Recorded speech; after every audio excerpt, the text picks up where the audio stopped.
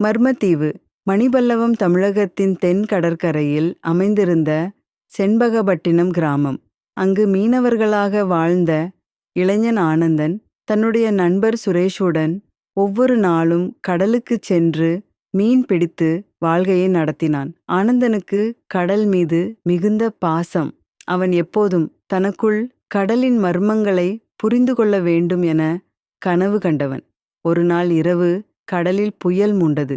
கடலுக்கு சென்ற ஆனந்தனும் சுரேஷும் தங்கள் படகுடன் நீர்மலையில் சிக்கிக் கொண்டனர். அன்றிரவு அவர்கள் மீது முழு இருட்டில் கடல் அவதாரமாக கத்தியது.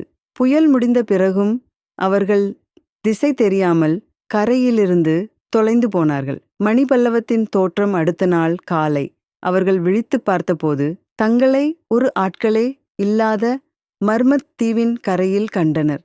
அந்த தீவு பசுமையான காட்டுகளாலும் மரங்களாலும் சூழப்பட்டிருந்தது. ஆனால் அதில் ஒரு விசேஷம். அந்த மரங்கள் பல தங்கம் போன்ற ஒளியை உமிழ்ந்தன.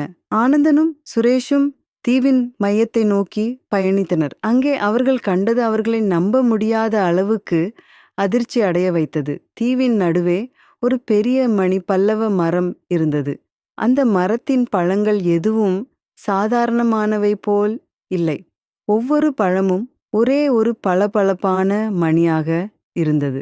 அந்த மணிகள் ஒளியுடன் முழு தீவையும் ரோஷனமாக வைத்திருந்தன. தீவின் ரகசியம், அந்த தீவில் இருந்த கனகி என்ற ஒரு தெய்வீக உருவம் அந்த மரத்தை காப்பாற்றி வந்தார். அவள் கூறியது என்னவெனில், இந்த மணிகள் சாதாரணமானவை அல்ல. இது ஒவ்வொரு மனிதனின் மர்ம சக்தியின் திருப்பம்.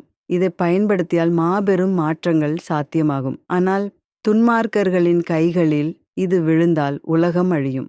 ஆனந்தனும் சுரேஷும் மணிபல்லவத்தை காக்க தங்கள் உயிரை சாய்க்க முடிவு செய்தனர். ஆனால் தீவின் மர்மங்கள் இதுவே முடிவு அல்ல. அதில் இன்னும் ஆழமான மர்மங்கள் மறைந்திருக்கும். துரோகிகள் மற்றும் பழமையான அதிசய கதைகள் அனைத்தும் அவர்களை ஆச்சரியத்தில் ஆழ்த்தின. கதை முடிவில் ஆனந்தன் மற்றும் சுரேஷ் மீண்டும் தங்கள் கிராமத்திற்கு திரும்புகிறார்கள்.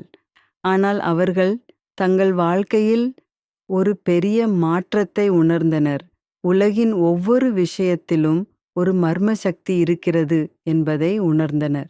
மணிபல்லவம் அவர்களது வாழ்வில் ஒரு புதிதான நோக்கத்தை உருவாக்கியது. இக்கதை மணிபல்லவம் தீவின் மர்மங்களை மையமாக கொண்டு உருவாக்கப்பட்டது.